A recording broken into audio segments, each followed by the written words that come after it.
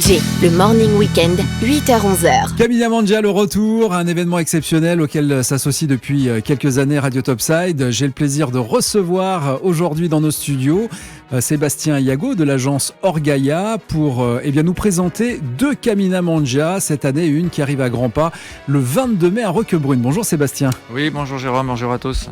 Alors, Camina Mandja, Roquebrune, Cap-Martin. Alors, c'est vrai que juste avant de démarrer sur ces 2 Camina Mandja, une petite pause, évidemment, qui a eu lieu pendant cette période de confinement. On s'est posé des questions. Est-ce que la Camina Mandja va revenir ou pas ? Et puis finalement, elle est bien de retour et ça fait super plaisir.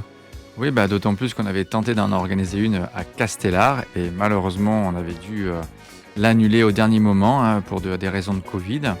Et voilà, on revient. Il y a 2 Camina Mandja coup sur coup, une le 22 mai et une le 5 juin. Alors celle du 22 mai est à Roquebrune-Cap-Martin. Elle sera au départ du village de Roquebrune, c'est ça ? C'est ça, au départ du village, on va faire une première Camina Mandja qui sera très nature.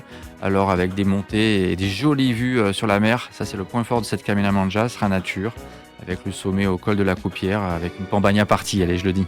Une Pambagna partie, ça met nos amis auditeurs en appétit.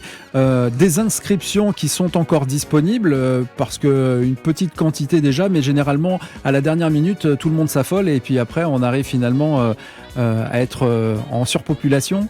Alors oui, et il faut s'inscrire parce que c'est vrai que après on va attendre le beau temps de savoir et puis nous on arrête 2-3 jours avant les inscriptions parce qu'on a besoin de connaître le nombre de personnes pour les plats, pour les artisans, pour les commerçants qui vont préparer les plats.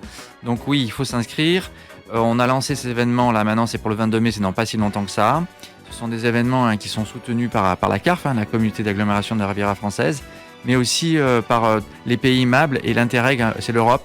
Donc c'est soutenu cette année par les communes de Roquebrune et par la CARF.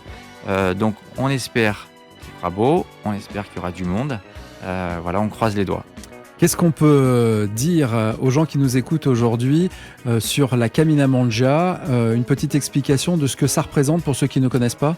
Alors justement d'ailleurs, on a découpé en 3 mots. C'est randonnée, c'est déguster et c'est partager. C'est-à-dire qu'en fait, on part en équipe de 7, 8 à 15 personnes. Qu'on se connaisse ou qu'on ne se connaisse pas, on essaie de rallier les gens par même profil. Et puis on part sur une balade et qui va être parsemée de dégustation de produits locaux. Et ça va du petit déjeuner à la liqueur. Et puis sur cette Camina Mandja de Roquebrune, on va reprendre un petit peu des plats qu'on avait sur l'ancienne Camina Mandja, qu'on n'a pas pu réaliser malheureusement, avec les graissins animés, avec le bar aux céréales, la Pambagna partie, bien sûr, la tarte au citron ou le cake au citron, des quelques petites boissons, que ce soit pour les enfants ou pour les plus grands.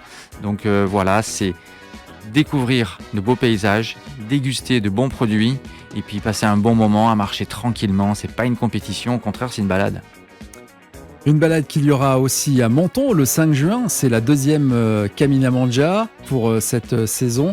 Des retours déjà sur cette Camina Mandja de Menton. Les gens se posent la question, rendez-vous au niveau du mail du Bastion, mais par où va-t-on marcher et que va-t-on découvrir ? Ça, c'est, je pense, une grande surprise. Alors, je veux surtout pas, je veux pas faire concurrence d'une Camina Mandja à l'autre, puisque nous, on a besoin qu'il y ait du monde qui vienne à Roquebrune. Donc, le point fort de Roquebrune, avant de parler de Menton, c'est les panoramas. Mais alors, Menton, il y aura plein de surprises. Il y aura plein de choses inédites, parce qu'on va être en plus reçu par des artisans de renom, comme la maison Ganac, qui fait les citrons. Mais aussi, on va aller au potager du Mirazur. Donc le Mirazur qui nous reçoit sur Menton. On va monter dans la vieille ville. On va être reçu par les confitures Herbin. On va être reçu par Marie, les l'huilerie Saint-Michel. On va être en fait reçu par plein de monde. Et ça va être une Camina Mandja assez sympathique en fait. À la découverte du vieux Menton, finalement, cette Camina mentonnaise, où on va redécouvrir aussi l'architecture de notre ville de Menton.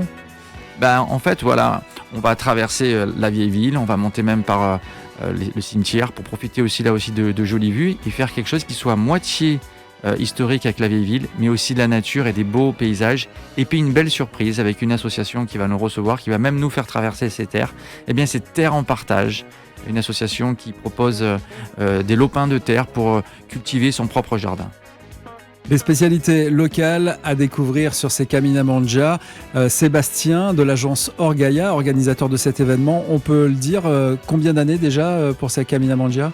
Eh bien, c'est depuis 2017 qu'on a commencé à faire des Camina Mangia. Bon, on a eu bien sûr cette petite interruption du Covid, mais voilà, ça repart. Pour cette année, il n'y en aura que 2. Je pense qu'à l'automne, il n'y en aura pas parce que l'agence Orgaia, bon, tant mieux pour nous, mais on a plein d'autres projets sur le pays mentonais. Et je pense que sur l'automne, j'ai un peu peur qu'après, il fasse un peu mauvais. Si je fais ça fin octobre ou début novembre, ça me fait un petit peu peur quand même. D'autres événements évidemment à suivre et qui sont relayés tout au long de l'année sur notre radio Topside. On va rappeler les tarifs des inscriptions pour les enfants et aussi je sais qu'on peut s'inscrire par groupe. Alors, pour les enfants de 6 à 15 ans, ça coûte 20 €, avec 15 plats de dégustation, même pour les enfants, avec les secours et toute l'organisation. Pour les adultes qui sont en famille, c'est-à-dire des parents, ou en groupe de plus de 7 personnes, c'est 37 € par adulte. Et pour les adultes individuels qui viennent comme ça s'inscrire seuls, ou à 2 ou à 3, eh bien c'est 42 € par adulte. Les liens et inscriptions à retrouver sur le www.caminamangia.com évidemment. D'autres liens que vous retrouverez sur le site internet de Radio Topside et nos réseaux sociaux. Sébastien, encore quelques mots à nous dire ?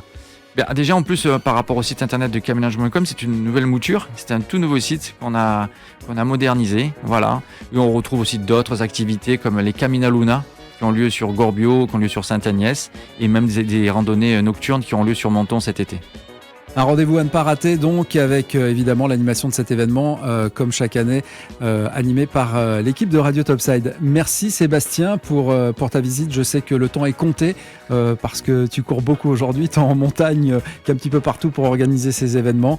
On se voit bientôt ? Oui, merci beaucoup Jérôme, merci à tous, au revoir. Radio Topside, la première web radio de la Côte d'Azur.